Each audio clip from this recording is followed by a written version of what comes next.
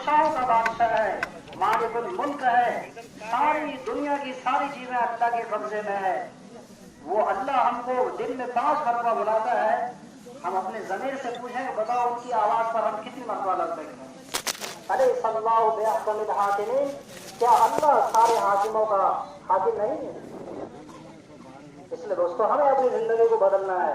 ये इज्तिमाआत और जमातों के अंदर खुरूज, ये अल्लाह की बड़ी नेमत है। ये जिंदगी को बदलने के लिए है।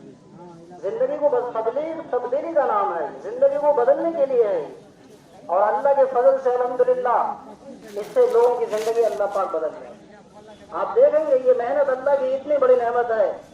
दुनिया के चप्पे चप्पे से अल्हम्दुलिल्लाह लोग आ रहे हैं और दुनिया के चप्पे चप्पे में हिंदुस्तान से, इंडिया से जमाते जा रहे हैं। ऐसा काम अल्लाह रब्बुल इज्जत ने हमको दे दिया कि आप यकीन जानिए, इसका सवाब अगर आप सोचना चाहेंगे, इस काम का सवाब, इस काम का सवाब कोई आदमी गिनना चाहे, दिमाग लगाना चाहे तो उसका अंदाजा नहीं लगा सकता। इतना सवाब अल्लाह रब्बुल इज्जत ने इसका रखा है। हदीस के अंदर है, अगर कोई आदमी लमौक़िफ़ु साअतिन, एक लम्हे का अल्लाह के रास्ते के अंदर खड़ा होना।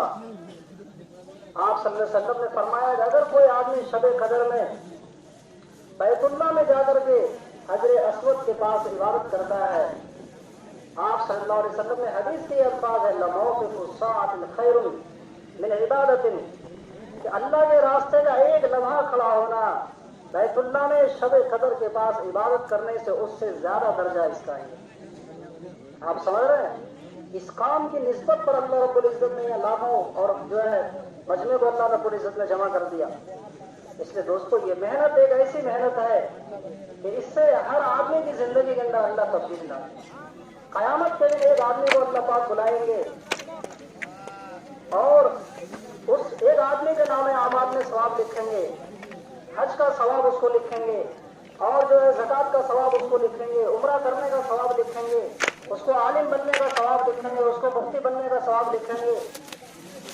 वो आदमी हैरत से कह रहा है, अल्लाह मैं तो गरीब आदमी हूँ, कभी मक्का नहीं गया, मदीना नहीं गया, मैं तो अनपढ़ आदमी हूँ, मैं जाहिल हूँ, मैं ना आलिम हूँ ना मुफ्ती हूँ, और मैं गरीब आदमी हूँ, मैंने कभी ज़कात भी नहीं अदा किया।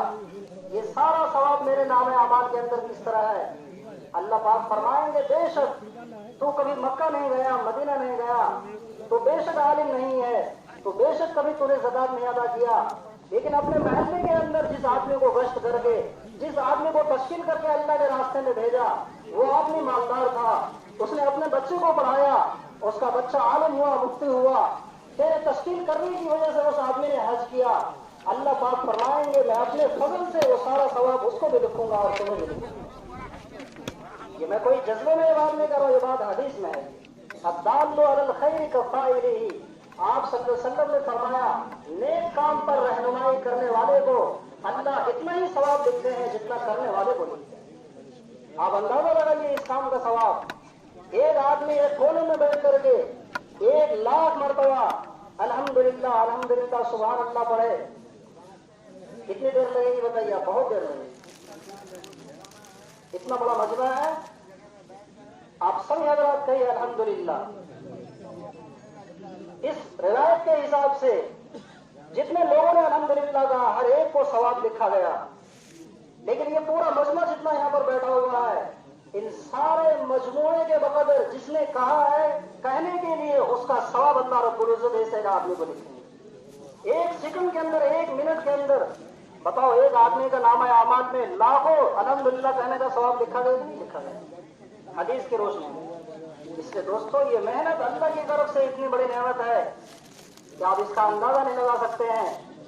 ये मेहनत जब होगी तो अल्लाह पत्थर से पत्थर दिल, इंसानों का दिल नरम करेंगे और ऐसे ऐसे लोगों को अल्लाह हिदायत देंगे जिसके बारे में हम सोच नहीं सकते। इस मेहनत की बरकत से एक नहीं, हजारों और सैकड़ों की तादाद हर जिले में मौजूद है, हर सूबे में मौजूद है, हर मुल्क में मौजूद है।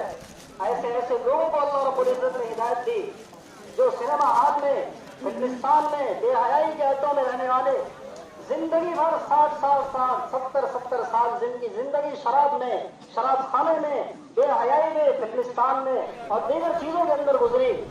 ایک تشکیل کی وجہ سے، ایک 4 مہینے لگانے کی وجہ سے ایسی زندگی ان کی ہو گئی دوستوں، اللہ نے ان کو اشراق پڑھنے والا بنا دیا، تہجد پڑھنے والا بنا دیا، ماں باپ کی خدمت کرنے والا بنا دیا.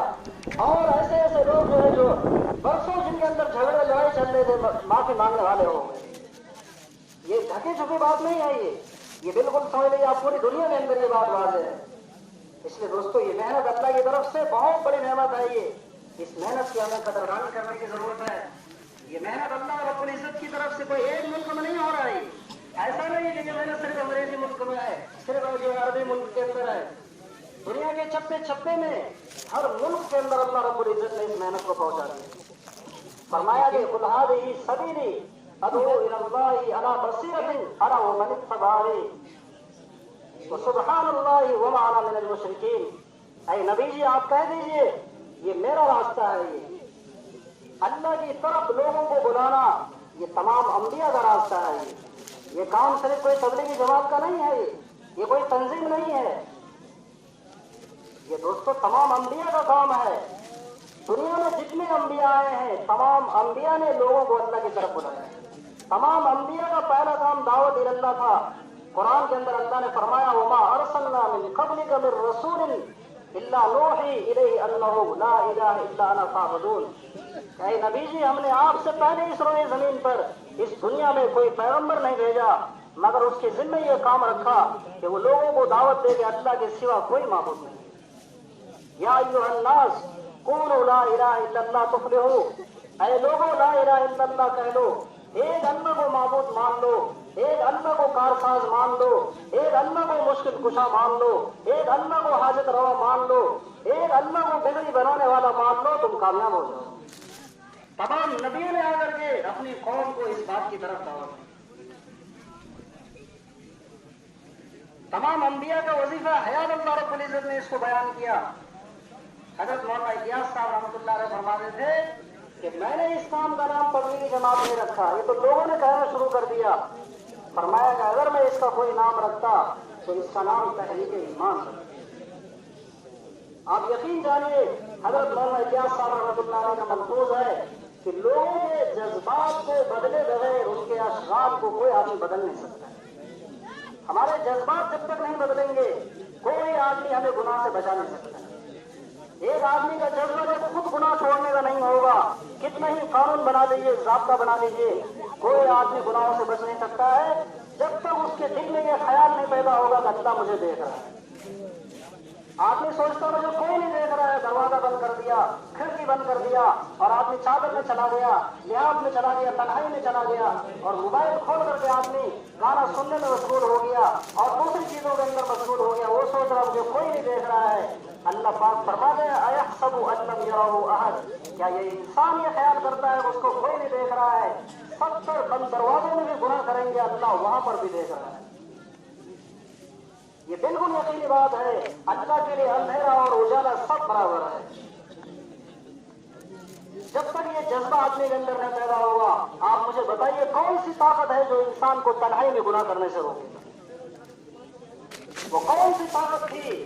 ایک آیت شراب کی نازل ہوئی یا ایھا الذین آمنوا انما الخمر والمیسر والانصاب والازلام رجس من عمل الشیطان. کہ ایمان والو آج سے شراب حرام ہے، جوا کھیلنا حرام ہے، تاش کھیلنا حرام ہے، سٹے بازی حرام ہے. فرمایا یہ سب شیطانی کام ہے، یہ ان سب سے تم بچو. بخاری شریف کی روایت ہے جرب فی سکک المدینہ تھی. ایک آیت نازل ہوئی مدینے کے اندر، مدینہ کا کوئی گھر ایسا نہیں بچا جہاں سے شراب کو باہر نکال کر نہ پھینک دیا گیا. شراب نالیوں کے اندر بہ رہی تھی. روایت کے اندر ہے جیسے بارش کا پانی گلیوں میں بہتا ہے، نالیوں میں بہتا ہے، سڑکوں پر بارش کا پانی بہتا ہے. بخاری شریف کے الفاظ یہ ہیں جرب فی سکک المدینہ تھی. مدینے کی گلیوں میں شرابیں اس طرح بہ رہی تھی. آج بتائیے کس مسلمان کو نہیں معلوم ہے کہ شراب حرام ہے؟ کتنے مسلمان ایسے ہیں؟ میں سمجھتا ہوں کوئی مسلمان شاید ہی ایسا ہو جس کو یہ معلوم نہ ہو کہ شراب حرام ہے. لیکن صرف معلوم ہونے سے آدمی بچے گا نہیں. جب تک وہ اندر سے اس کا جذبہ نہیں پیدا ہوگا اور جب تک اندر سے ارادہ نہیں کرے گا اور جب تک اندر سے اس کو تقاضا نہیں پیدا ہوگا، جس دن اندر اللہ کا خوف पैदा हो जाएगा। आप 1,00,000 रुपए नहीं 1 करोड़ रुपए उसको दीजिए और कहिए शराब पी लीजिए, तो मजाल नहीं है कि वो शराब पिएगा। वो 1 करोड़ रुपए को ठुकरा सकता है लेकिन शराब नहीं पिएगा। पीने वाले हीरो लोग, उनका जब 4 महीना लग गया, अल्लाह के रास्ते में चले गए, दोबारा फिल्मिस्तान वालों ने उनसे कहा कि 10 मिनट आप गाना गा लीजिए। करोड़ों रुपए का ऑफर उनको किया गया और उन लोगों ने ये कहा, गैरों ने, कि आपके मजहब में तौबा करने का दरवाजा खुला हुआ है, आप तौबा कर सकते हैं, 10 मिनट आप गाना गा लीजिए। आप कुर्बान जाइए उनके ईमानी जज्बे पर। कहा नहीं, जिस काम को मैंने अल्लाह के लिए एक मरतबा छोड़ दिया है, करोड़ों नहीं सैकड़ों करोड़ रुपए अगर मुझे मिल जाए, मैं दोबारा कभी गाना नहीं गाऊंगा। जय हिंद दोस्तों, मैं गफरान फौजी और मैं अभी लौचा के लिए निकल रहा हूँ। अहले सुबह है, मौसम ठीक है। पिछले कुछ दिनों 2 दिन से ठंडी और बारिश का सीन दिख रहा था, लेकिन आज अहले सुबह मौसम बढ़िया है। लौचा इज्तिमा के लिए निकल रहा हूँ।